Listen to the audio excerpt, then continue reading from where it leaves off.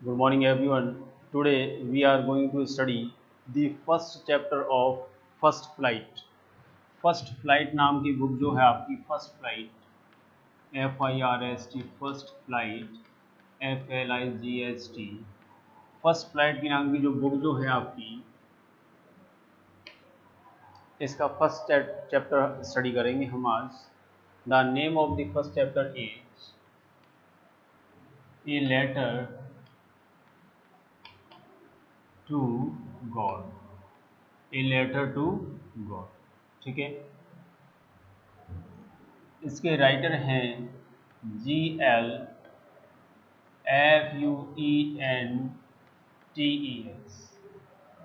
ठीक है. ये GL फ्यून्स इसके राइटर हैं. और इसमें अगर कैरेक्टर्स की बात करें, कैरेक्टर्स तो इसमें एक तो है लैंचो. ठीक. ये एक फार्मर है. एक फार्मर है और ये चीफ कैरेक्टर है. ये प्रोटैगोनिस्ट है.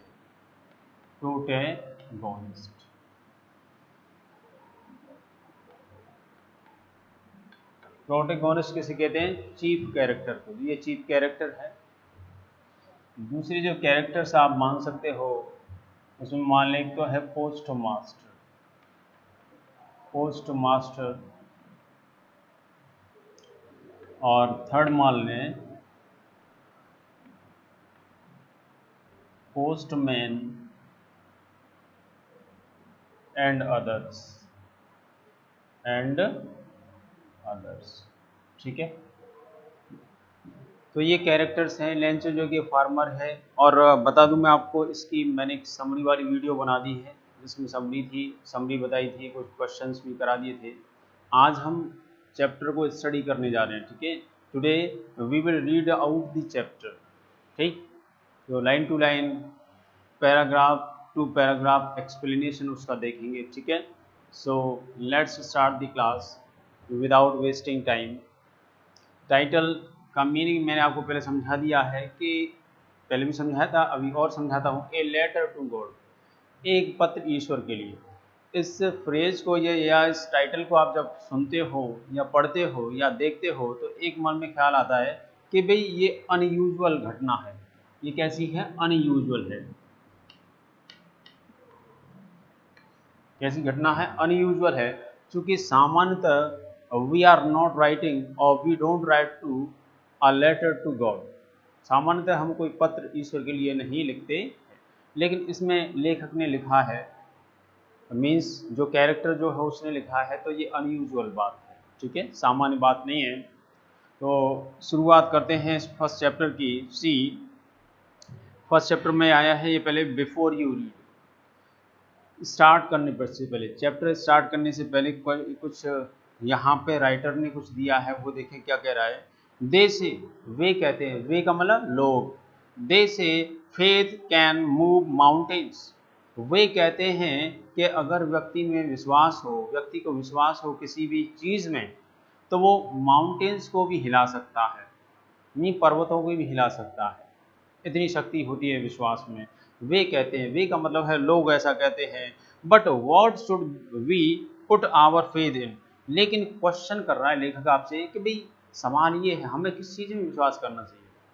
आपसे क्वेश्चन किया है, रीडर्स से क्वेश्चन किया है कि भाई विश्वास ठीक है, हमने मान लिया कि विश्वास से पत्थर जो आपका जो माउंटेन जो है, पर्वत जो है, उसे भी हिलाया जा सकता है. तो आप मेरे को बताओ कि किस चीज़ में विश्वास किया जाए, किस चीज़ में विश्वास करना चाहिए. आपसे क्वेश्चन, आप क्वेश्चन का जवाब दो. This is the question this story dedicatedly poses. यही वह क्वेश्चन है जो इस चैप्टर के द्वारा समझाया गया है. ठीक है. तो मैं थोड़ा एक्सप्लेन कर देता हूँ आपको कि विश्वास किस चीज़ में किया जाए. तो यहाँ पर विश्वास बताया है चैप्टर में, और एक जनरल कॉन्सेप्ट है कि विश्वास व्यक्ति को अपने कर्म में करना चाहिए. किस में करना चाहिए? कर्म. कर्म क्या होता है? व्हाट इज कर्म? कर्म, कर्म वर्ड को ठीक से समझ लेना चाहिए। कर्म जो आप स्टडी कर रहे हो, आप कर रहे हो स्टडी, आप स्टूडेंट हो, स्टडी करते हो, तो ये आपका कर्म है। आप एक एम्प्लॉय हो और वहाँ पर जो आपको असाइनमेंट जो दिया गया है, असाइनमेंट, आप एक डॉक्टर हो, सरकारी डॉक्टर हो, गवर्नमेंट डॉक्टर हो, तो वहाँ पर आपको जो असाइनमेंट दिया गया है, जो ड्यूटीज जो दी गई है, उसे करना ही कहा जाता है कर्म। क्या कहा जाता है? कर्म। तो आपका आपका जो भी पद है और उस पद के हिसाब से जो भी ड्यूटीज हैं, जो भी कर्म है, वो आपको करना चाहिए और उस कर्म में 100% होना चाहिए फेथ। 100% क्या होना चाहिए? फेथ होना चाहिए, फेथ। जो कुछ आप करते हैं तो रिजल्ट भी कितना आएगा? तो 100% रिजल्ट आपको मिलेगा। 100% फेथ रखोगे इसी में। फेथ का मतलब है, और डिटेल में समझो, डेडिकेशन, डेडिकेशन, समर्पण, समर्पण, ठीक है। समर्पित होकर के किसी काम को करोगे 100%, तो 100% रिजल्ट आएंगे। तो आपको क्वेश्चन जो कर रहा था लेखक, उसका मैंने आंसर दे दिया कि जो भी काम करते हो उसमें 100% आप अपना कर्तव्य निभाओ, उसी में पूरा विश्वास रखो, ये इसका आंसर है। जैसे लेंचो कर्म में विश्वास करता था और उस कर्म की वजह से उसे पता था कि भाई मेरे को हेल्प जरूर मिलेगी ईश्वर के द्वारा, तो उसे हेल्प भी मिली, ठीक है।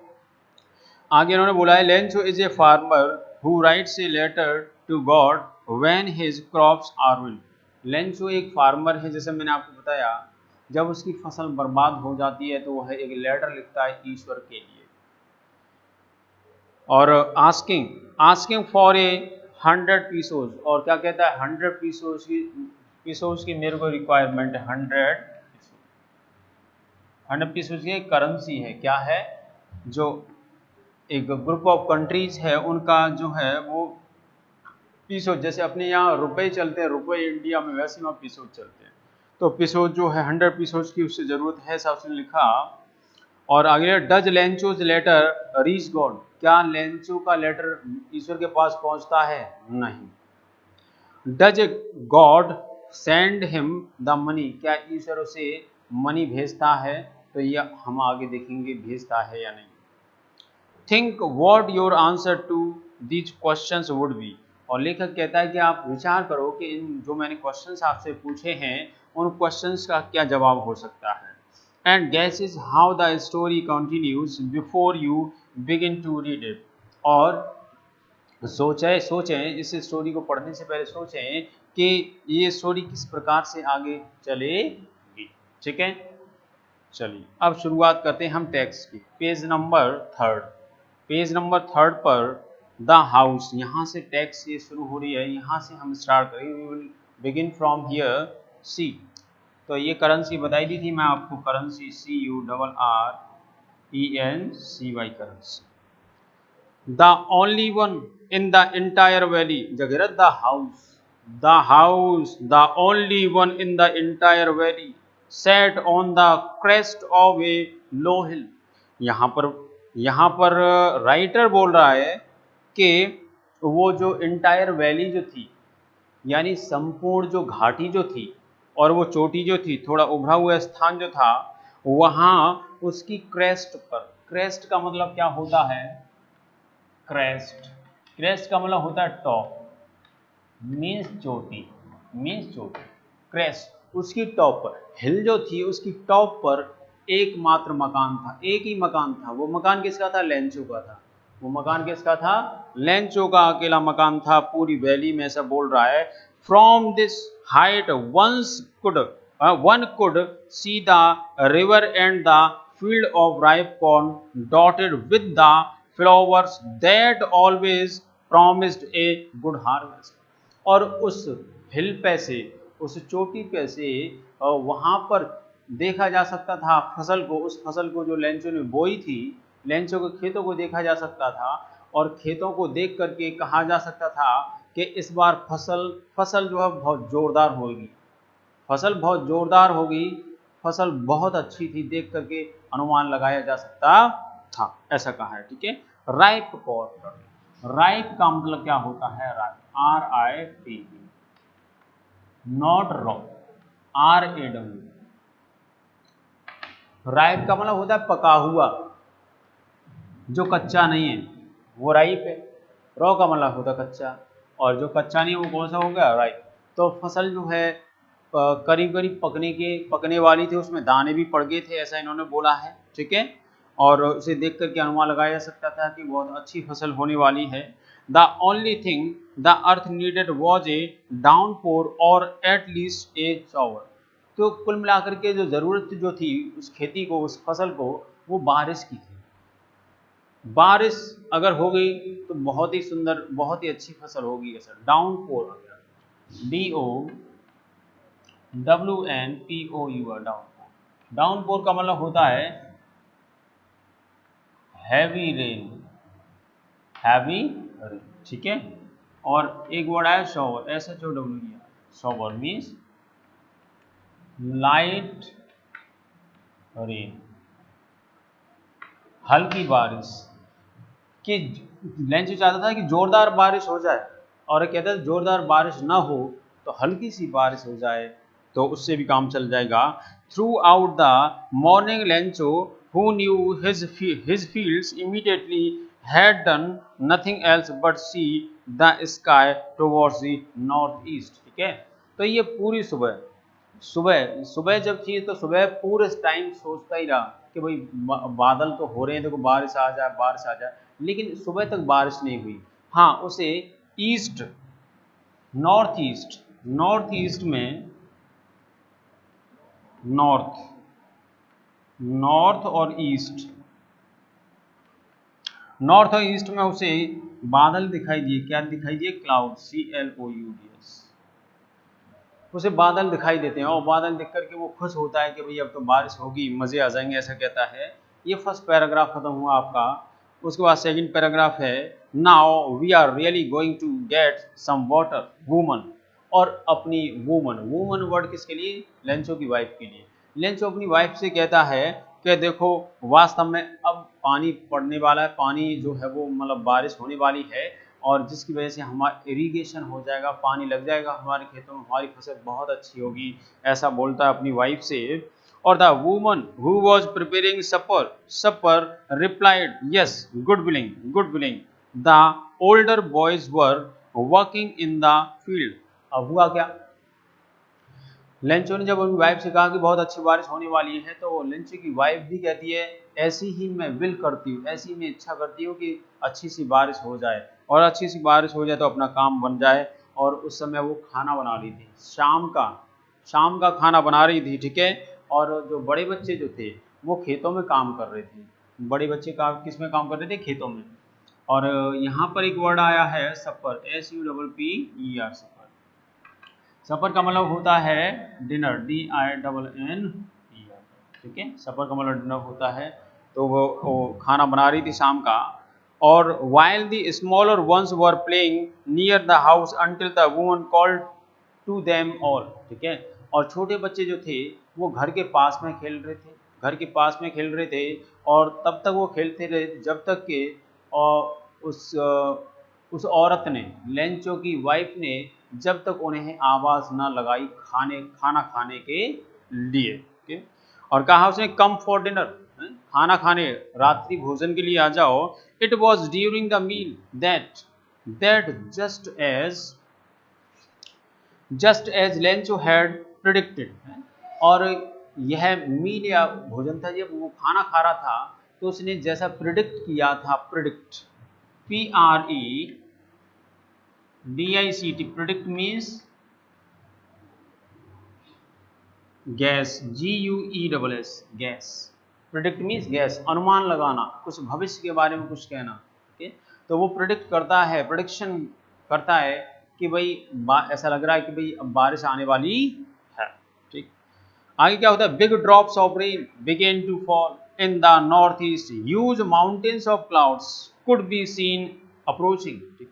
तो वहां पर बड़ी बड़ी बूंदें जो है वो पड़ना शुरू हो जाती हैं और बहुत बड़े बड़े बादल वो नॉर्थ ईस्ट में नजर आ रहे थे। ऐसा लगे भाई जो बारिश जो आ रही थी वो नॉर्थ ईस्ट की साइड से चली आ रही थी और बड़ी बड़ी बूंदें जो है स्टार्ट हो गई आना। ओके, यहाँ पर एक वर्ड दिया अप्रोच, APPROACH,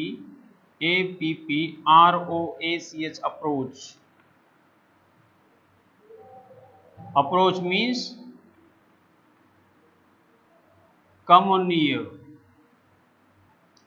कहीं आ पहुंचना, कम नियर, कहीं आ पहुंचना अप्रोच का मतलब होता है। ठीक है, तो वो अप्रोच, जैसे आपके एग्जाम में, तो एग्जाम जो है 10-12 दिन में आपके आने वाले हैं, तो क्या कहते हो, आवर एग्जामिनेशंस आर अप्रोचिंग, हमारे एग्जामिनेशन वो करीब आ रहे हैं, हमारे पास आ रहे हैं, तो कम नियर, वही मैंने बोल दिया कि पास आना। ठीक है, तो पास आ रहे हैं तो अप्रोच, वो अप्रोच जो बारिश जो थी वो अप्रोच कर रही थी लेंचो के फील्ड की तरफ।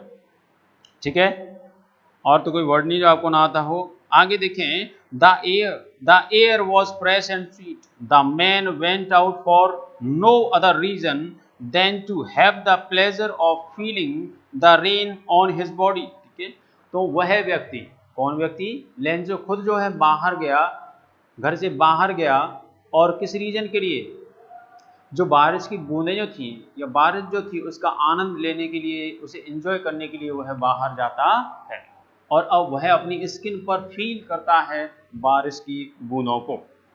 और क्या कहता है, and when he return he exclaimed, और जब वह वापस आता है तो वो एक्सक्लेम करता है। एक्सक्लेम, क्लेम, ये जानते हो क्या आप, देखें क्लेम, क्लेम समझें पहले, CLAIM, क्लेम। क्लेम का मतलब होता है ANOUNCE, announce strongly, announce strongly और स्पीक स्ट्रांगली, कुछ किसी चीज का दावा करना, जोर दे करके किसी चीज के बारे में कहना। ठीक है, और एक्सक्लेम कह दिया, एक्सक्लेम, एक्सक्लेम का मतलब जोर दे करके किसी चीज की व्याख्या करना या एक्सप्लेनेशन देना किसी चीज का। ठीक है, तो ये एक्सक्लेम है। क्लेम और एक्सक्लेम लगभग एक जैसे हैं। There are not drops falling from the sky, they are new coins, और उसने क्या जोर दे करके कहा, क्या कहा, अरे आसमान से बारिश नहीं बरस रही, आसमान से जो है वो क्या बरस रहा है, पैसे, पैसे बरस रहे हैं, ऐसा कहा उसने। ऐसा क्यों कहा, इसमें क्वेश्चंस भी आते, क्वेश्चन आते कई बार कि भाई बारिश की बूंदों को लेंचो बारिश की बूंदे नहीं कहता, उन्हें कॉइन्स कहता है, और कॉइन ही नहीं सिंपल से सिल्वर कॉइन्स बोलता है, चांदी के सिक्के बोलता है, क्योंकि उसके लिए बहुत ज़्यादा, बारिश की बूंदें उसके लिए बहुत ज़्यादा कीमती थी, बहुत ज़्यादा प्रेशस थी, इसलिए उन बारिश की बूंदों को एक महंगी चीज़ से या कॉस्टली चीज़ से जोड़ करके उसका इम्पोर्टेंस जो है वो बढ़ा देता है। The big drops are 10 cent pieces and the little ones are 5। तो उसने कहा जो बारिश की बड़ी बूंदें जो हैं, बड़ी बूंदें जो थी बारिश की, उन्हें 10 सेंट्स कहा कि ये तो 10 सेंट्स, सेंट्स क्या है, करेंसी है। ठीक है, और जो छोटी बूंदें जो थी बारिश की, उन्हें उसने कहा 5 सेंट्स। ठीक है, जैसे आप मान लें कि भाई ये आपने कह दिया ये 1 रुपये का कॉइन है, ये 5 रुपये का कॉइन है, लाइक दिस। ठीक है, ऐसा वो कहता है उन बारिश की बूंदों को बहुत ज़्यादा कीमती थी उसके लिए, उसकी फसल के लिए। Now next paragraph, with a satisfied expression he regarded the field of ripe corn with its flowers, और विद अ सेटिस्फाइड एक्सप्रेशन यानी एक संतुष्टि के भाव से, सेटिस्फाइड एक्सप्रेशन, और उसने जो है सारा इमेजिन कर लिया कि मेरी फसल जो है अब पक चुकी है और इसमें बहुत अच्छी पैदावार होगी, बहुत अच्छी फसल होगी। और आगे बोल रहा है वो draped in a curtain of rain, और चार फील्ड में चारों ओर जो है वो बारिश होना शुरू हो जाती है। a word is given here that is draped, DRAPED, draped means covered, COVERED, covered, यानी पूरी उसकी खेत खलियान जितने भी थे सबको बारिश ढक लेती है, या कहें सरल शब्दों में तो चारों ओर बारिश होने लग जाती है। बट सडनली, लेकिन अचानक कुछ चेंज आया। अचानक क्या चेंज आ गया? But suddenly a strong wind began to blow and along with the rain very large hail stones began to fall. लेकिन थोड़ा चेंज आ गया। चेंज क्या आ गया कि अचानक ही जो ओले जो थे वो ओले पड़ना शुरू हो गए। बारिश तो होगी बंद करी करी, ओले आना शुरू हो गए। ओले आना शुरू हो गए और तो क्या हुआ? These truly did resemble new silver coins. और इनका साइज जो बता रहा है वो इन हेल स्टोन्स या ओले जो हैं उनका साइज जो बता रहा है वो कॉइन के बराबर बता रहा है। कि जिस प्रकार के सिक्के जो होते हैं, कॉइन जो होते हैं, उस साइज के ओले पड़ रहे थे, काफी बड़े बड़े ओले पड़ रहे थे। और resemble word is given, resemble RESEMBLE। Resemble means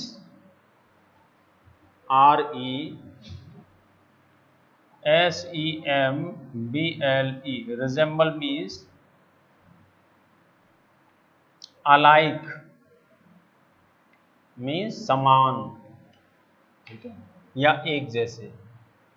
resemble means alike, ALIKE, समान, एक जैसे, ठीक है। तो कॉइन, सिल्वर कॉइन जो होते हैं उस उनके बराबर साइज था हेल स्टोन्स का, या कहें ओलों का। हेल स्टोन्स, HAILSTONE,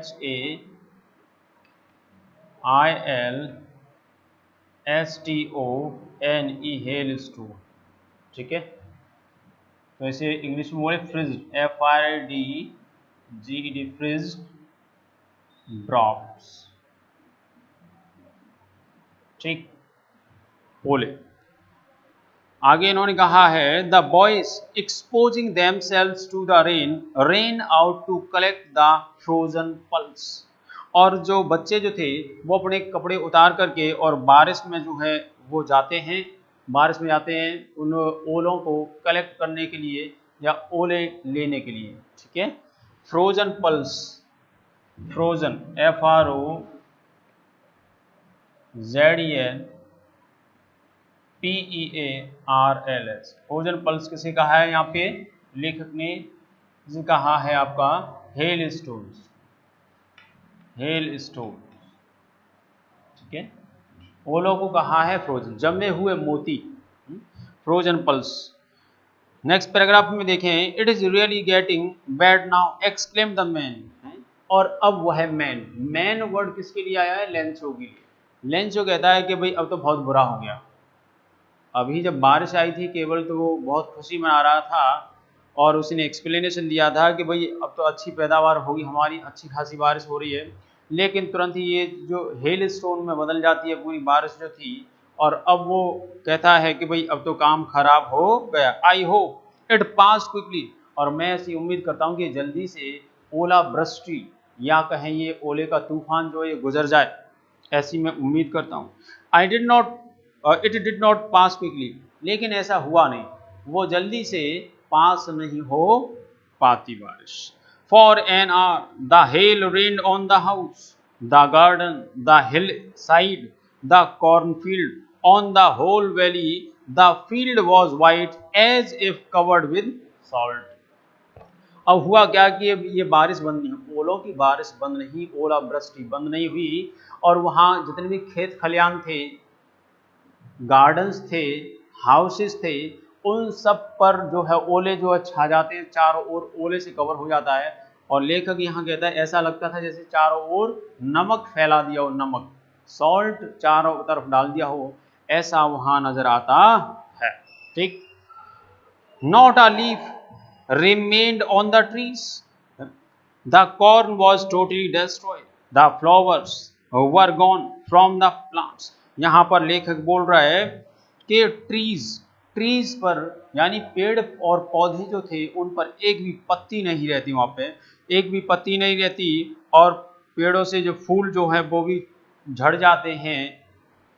और Lencho soul was filled with sadness, Lencho की आत्मा या लेंचो का मन जो है वो दुख से भर जाता है, या दूसरे शब्दों में कहें लेंचो बहुत ज़्यादा दुखी हो जाता है ये सब देख करके। When the storm had passed, he stood in the middle of the field and said to his sons, a plague of locusts would have left more than this. The hail has left nothing. This year we will have no corn.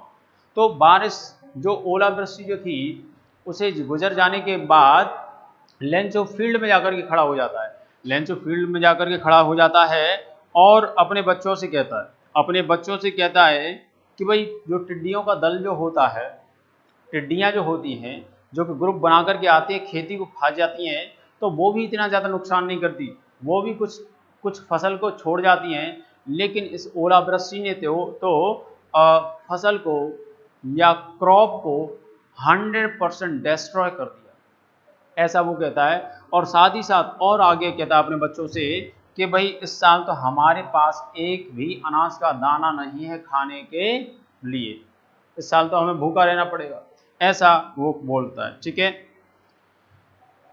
A plague, PLAGUE, PLAGUE of LOCUSTS, इसका मतलब क्या है? देखिए ये collective noun है, जी plague word जो देख रहे हैं आप कलेक्टिव नाउन है। क्या है? Collective noun. जैसे चींटियों का ग्रुप देखा आपने, चींटियों का ग्रुप देखा तो चींटियों के ग्रुप को क्या बोलोगे?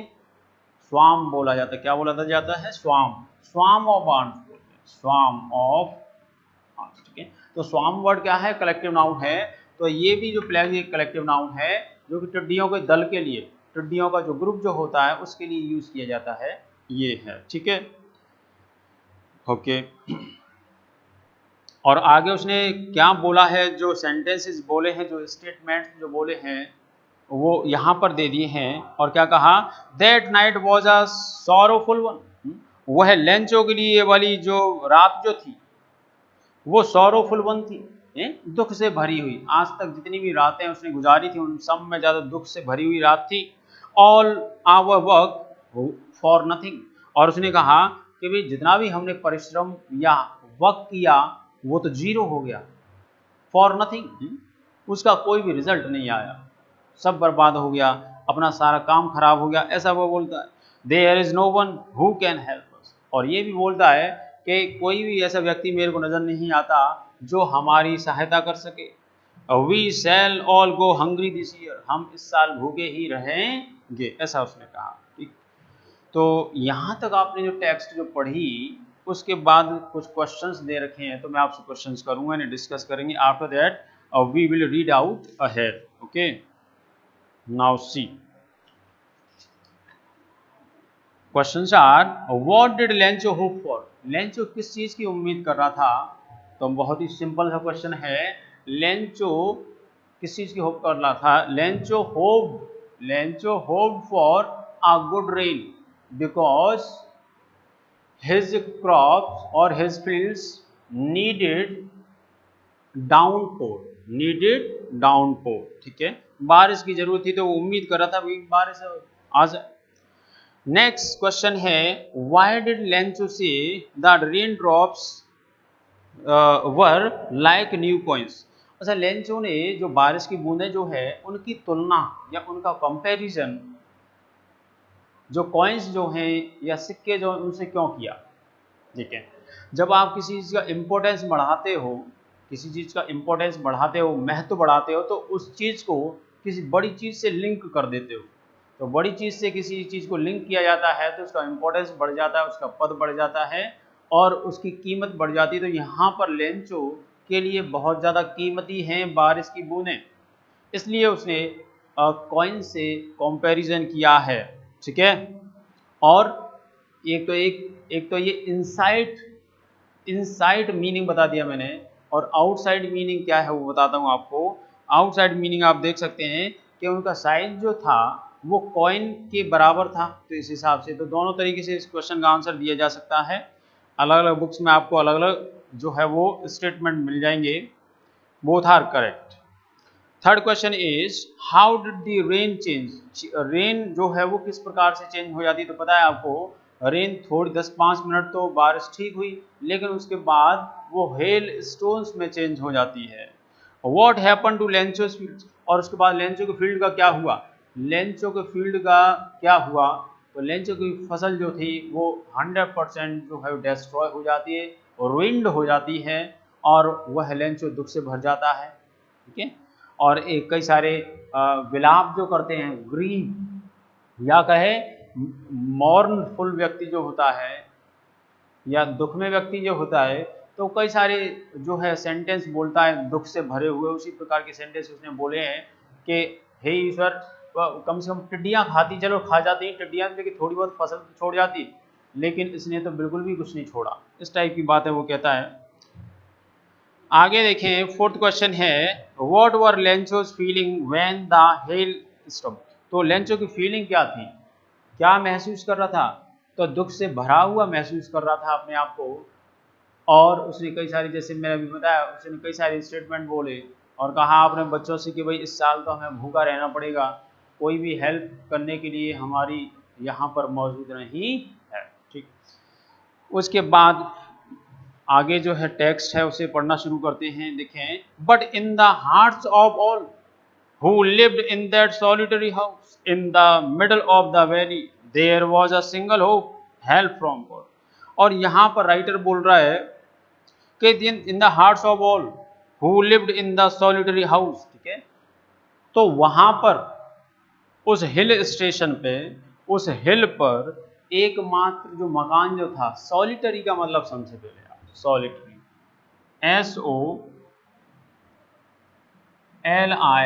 SOLITAR, solitary. सॉलिटरी का मतलब होता है लोनली, अकेला। सॉलिटरी का मतलब होता है अकेला, लोनली। तो यहाँ पर राइटर कह रहा है कि उस अकेले घर में रहने वाला, जो कि उस घाटी के बीच में था, उसकी केवल एक ही उम्मीद बची, उस घर के मालिक की एक ही उम्मीद बची। और घर का मालिक कौन है, उस अकेला मकान जो था वहां पर, घर जो था उसका मालिक कौन है, लेंचो। ठीक है, लेंचो। तो लेंचो की एक ही उम्मीद बची, वो थी कि भाई ईश्वर से कोई अगर सहायता मिल जाए तो मिल जाए, अन्यथा किसी और से सहायता नहीं मिल सकती, ईश्वर ही मेरी सहायता कर सकता है, ऐसा कहा। आगे देखिए, डोंट बी, और कहा उसने don't be so upset even though this seems like a total loss, remember no one dies of hunger। अब देखो, पहले कई सारे दुख के स्टेटमेंट बोले थे, लेकिन ये वाले स्टेटमेंट्स उसने होप से या उम्मीद से भर करके बोले हैं, होप से भर करके बोले। और क्या कहा है कि याद रखो बच्चों, याद रखो इस बात को कि it is even though it's like a total loss, मतलब जो ये हमारा जो लॉस जो हुआ है वो एक तरीके से देखे तो टोटल लॉस है कि सबको नष्ट हो गया, लेकिन दूसरी तरफ ये भी कहता है कि टोटल लॉस है भी नहीं। क्यों नहीं है, क्योंकि अभी मुझे उम्मीद है और मैं जानता हूं, मैंने सुन रखा है कि कोई भी भूखा नहीं मरता, कोई भी भूखा नहीं रहता। ठीक है, तो अपसेट होने की आपको ज़रूरत नहीं है, ऐसा वह अपने बच्चों से या फैमिली से बोलता। हंगर और हंगरी और देखना, ठीक है, हंगर और हंगरी।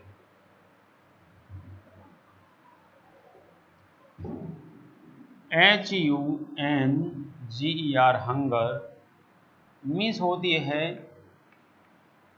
स्टार, और HUNGRY, हंगरी मीन्स होता है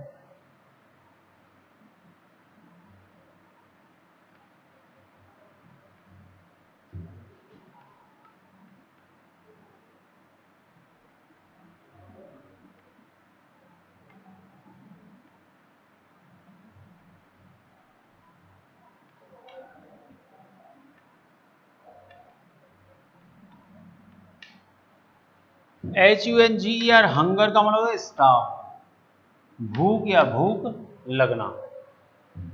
हंगरी का मतलब भूखा नहीं होता, हंगरी का मतलब जो है वो भूख नहीं होती, भूखा होता है, मतलब पर्सन होता है, स्टार्व्ड होता है किसके लिए, person.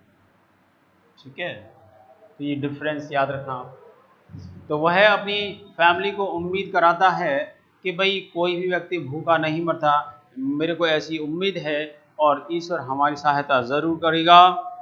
That is what they से, यही वह चीज है जो वे लोग कहते हैं। वे कौन, दे किसके लिए आया है? इस फ्रेज को समझ लें।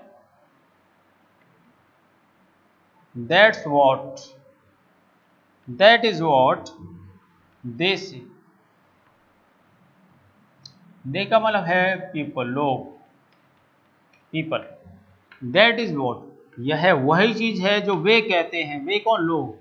यह वही चीज है, लोरेंचो कह रहा है कि जो लोग कहते हैं। लोग क्या कहते हैं? No one dies of hunger, कि कोई भी व्यक्ति भूखा नहीं मरता। ऑल्दो, यद्यपि, the night Lencho thought only of his one hope, ये सारी उम्मीद से भरे हुए सेंटेंस उसने अपनी फैमिली को समझाने के लिए बोले, लेकिन इन सारी चीज़ों के बावजूद भी वह उस रात को ठीक से सो नहीं पाता, बेचैन रहता है। Lencho thought only of his one hope, एक उम्मीद के बारे में ही सोचता रहता है। द हेल्प ऑफ गॉड, है ईश्वर की सहायता, या ईश्वर की सहायता से मतलब ईश्वर द्वारा सहायता के बारे में ही सोचता रहता है। whose eyes as he had been instructed see everything, जिसकी, और क्या कहता है? ईश्वर ही मेरी सहायता करेगा जिसकी आंखें सबको देख रही हैं। क्या कहता है? कि ईश्वर की आंखें सबको देख रही हैं, जो अच्छे काम कर रहा है उसे भी देख रही हैं और जो बुरे काम कर रहा है उसे भी देख रही हैं, जिसे ईश्वर की ज़रूरत है उसे भी देख, मतलब ईच एंड एवरीथिंग, सारी चीज़ें ईश्वर की नज़र में हैं, उसकी दृष्टि उन पर बनी हुई है, ऐसा कहता है।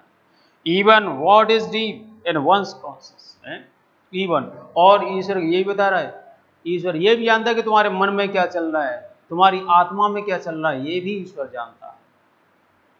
ईश्वर बाहर की चीज़ें तो सब देखता ही है, वो अंदर की चीज़ें भी देख लेता है कि दूसरे के प्रति तुम्हारे दिमाग में, तुम्हारे हृदय में, तुम्हारे मन में प्यार है या नफरत है, वो सब कुछ देखता है। तो यहाँ पर एक वर्ड आया है CONSCIENCE,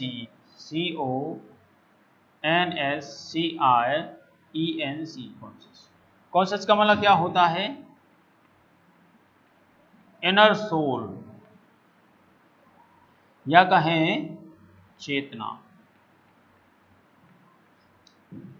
चेतना जो तुम्हारे अंदर जो चल रहा है, तुम्हारी आत्मा के तल पर जो चल रहा है, वो भी उसे पता है, ईश्वर सब कुछ जानता है, ऐसा वो कहता है। Lencho was an ox of a man. अब देखो लेंचो को लेखक क्या कह रहा है, वो ऑक्स था, इस बात को समझ लेना। यहां पर कह रहा है कि लेंचो इज एन ऑक्स। अब Lencho is an ox, writer इसे ऑक्स क्यों कहता है भाई? एक बैल क्यों कह दिया उसे राइटर ने? लेंचो को बैल क्यों कह दिया? तो बता दें आपको, इसका मतलब बैल नहीं है, इसका मतलब ऑक्स, एन ऑक्स उस व्यक्ति को बोलते हैं जो बहुत ज़्यादा मेहनत करता है, वर्क हॉलिक।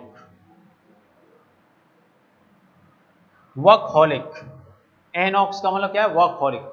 वह व्यक्ति जो अपने कर्म से प्यार करता है, अपनी मेहनत से प्यार करता है, उसे एनॉक्स कहा जाता है या वर्क हॉलिक कहा जाता है। तो यहाँ पर राइटर ये बताना चाह रहा है कि लेंचो जो है वो कठोर परिश्रम करने वाला व्यक्ति था, खूब मेहनत करने वाला व्यक्ति था और अपने कर्म में फेद करने वाला था, ऐसा व्यक्ति था। और आगे देखें, Lencho was an ox of a man working like an animal in the fields, जो कि बहुत मेहनत करता था, जानवरों की तरह मेहनत करता था। But still he knew how to write, लेकिन अभी फिर भी। और दूसरा ये भी देख लें कि लेंचो ज़्यादा पढ़ा लिखा नहीं था, लेकिन फिर भी वो लेटर उसे लिखना आता था कि how to write a letter, कि एक लेटर को कैसे लिखा जा सकता है। द फॉलोइंग संडे, अगले संडे को क्या किया उसने? एट डे ब्रेक, सुबह होते ही। डे ब्रेक का मतलब DAY day, BREAK, day break. Day break का मतलब होता है, कल परसों ही मैंने आपको बताया है, डे ब्रेक का मतलब होता है DA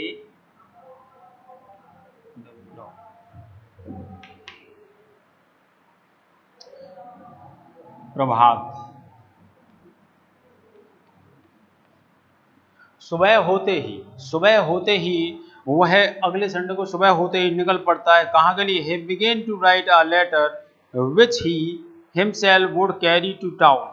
और उसने सुबह होते ही एक लेटर लिखा, उस लेटर को लिखा ईश्वर के लिए, और वह खुद उस लेटर को ले जाता है कहाँ पर? टाउन में, कस्बे में पोस्ट करने के लिए। And place in the mail, और जो मेल बॉक्स जो था उसमें जाकर के उसे डाल देता है। It was nothing less than a letter to God. इसमें कोई खास बात नहीं थी, इसमें कोई खास बात नहीं थी, इसमें क्या था? एक लेटर था। उस लेटर में, उस लिफाफे में कुछ भी नहीं था, उसमें केवल एक लेटर था, वो नथिंग लेस, ठीक है, तो हो गया it was nothing less than a letter to God, मतलब ईश्वर के लिए पत्र था, ठीक है। तो एक पैराग्राफ आपने यहाँ तक पढ़ लिया। नेक्स्ट पैराग्राफ देखें, देखो नेक्स्ट पैराग्राफ में इसने क्या कहा है, ठीक है। और नेक्स्ट पैराग्राफ पढ़ने से पहले थोड़ा सा एक्सप्लेन कर दूंगा आपको, है ना। तो नेक्स्ट पैराग्राफ हम नेक्स्ट वीडियो में देख लें ज़्यादा ठीक है, क्योंकि नेक्स्ट वीडियो में के लिए ज़्यादा टेक्स्ट नहीं बची हुई, तो इसमें थोड़ा और आपको एक्सप्लेनेशन देता हूँ, ठीक है। यहाँ तक आपने जो स्टोरी जो देखी, स्टोरी तो बहुत आसान है, बहुत ज़्यादा इजी है, समझ आ गई होगी, लेकिन इस स्टोरी के पीछे कॉन्सेप्ट क्या है, इस स्टोरी के पीछे मैसेज क्या है, वो थोड़ा बता दूंगा आपको। इनसाइट मीनिंग, इनसाइट,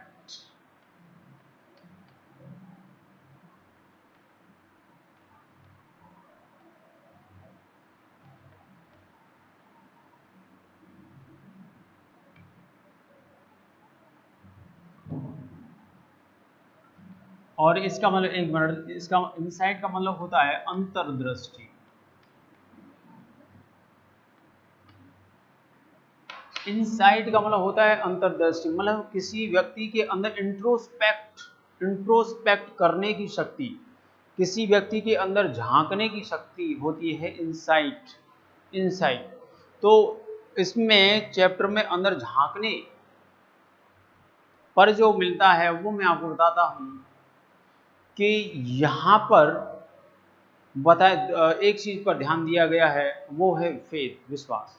फेथ का मतलब मैंने आपको बताया था डेडिकेशन, डेडिकेशन भी कह सकते हो, फेथ कहो या डेडिकेशन कहो, दोनों का एक ही मतलब है यहाँ पर। इसका मतलब है कि जो भी आप कर्म करते हो, जो भी आप कार्य करते हो, जो भी एक्शन करते हो, जो भी काम करते हो, जो ड्यूटी करते हो, अलग अलग शब्द हैं लेकिन बात एक ही है, उन सब में फेथ होना चाहिए, आपको विश्वास होना चाहिए। जैसे आप स्टडी कर रहे हो, तो स्टडी करना एक कर्म है, और इस स्टडी को पूरे मनोबल से आप करते हो, और ये विश्वास करते हो कि मेरे को इतने परसेंटेज चाहिए एग्जाम में, तो आपको उतने ही परसेंटेज मिल जाते हैं, क्योंकि विश्वास है, आपका डेडिकेशन है आपका स्टडी के प्रति, तो वो रिजल्ट तो आने ही आने हैं। अब आप कहोगे कि सर मैंने कई सारे स्टूडेंट्स को देखा है, वो उम्मीद कर रहा था 98 की, लेकिन उसके 92 ही बने। तो बता दूं मैं आपको, उसने पूरे मनोबल से नहीं किया होगा ऐसा,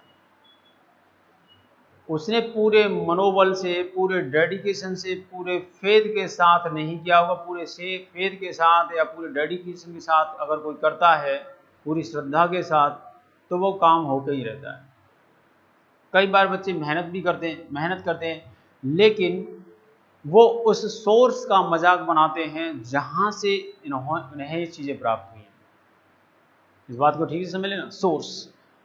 जैसे अभी मैं आपको ये नॉलेज दे रहा हूं, तो मैं सोर्स हूं, या कोई चीज कहीं से आपको प्राप्त हुई, उस सोर्स के प्रति अगर आप में ग्रेटिट्यूड नहीं है, क्या नहीं है? ग्रेटिट्यूड।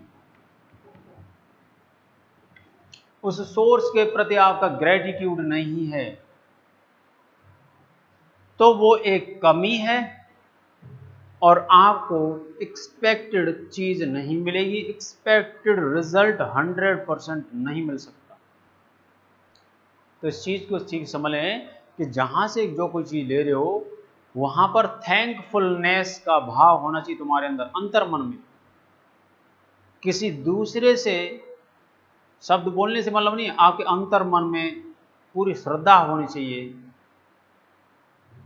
डेडिकेशन और ग्रेटिट्यूड का भाव होना चाहिए, थैंकफुलनेस होनी चाहिए, फिर आपको कोई भी नहीं रोक सकता। आप 100% जो उम्मीद करते हैं उतना ही रिजल्ट आपको मिल जाता। तो आज इस वीडियो में इतना ही। नेक्स्ट वीडियो हम स्टडी करेंगे बची हुई rest of the text. Till then, thank you very much.